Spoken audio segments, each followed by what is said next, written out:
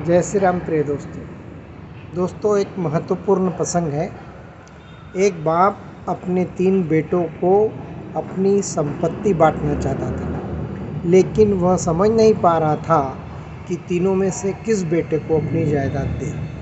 तीनों जुड़वा थे, उम्र से भी वो तय नहीं कर पा रहा था। उसे असमंजस हो रहा था, तो उसने एक विद्वान से सलाह ली।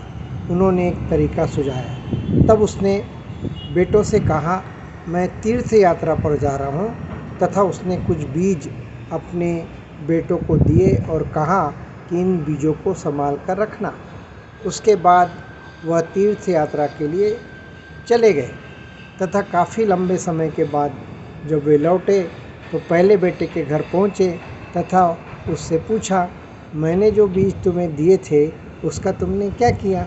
उसने कहा, पिताजी, कौन से बीज, मुझे तो याद ही नहीं। उसके बाद पिता ने अपने दूसरे बेटे के घर जा कर के यही प्रश्न किया, तो उसने तिजोरी की चाबी पिताजी को दी और कहा, मैंने आपकी अमानत को तिजोरी में संभाल करके रखा है। पिता को फिर से निराशा हुई। अब वो तीसरे बेटे के यहाँ गए और वही प्रश्न दोहराया। उसने कहा, पिताजी, आपको मेरे साथ कहीं चलना होगा। दोनों थोड़ी दूर चले और सामने एक बगीचा था। पुत्र ने कहा, ये रहे आपके बीज।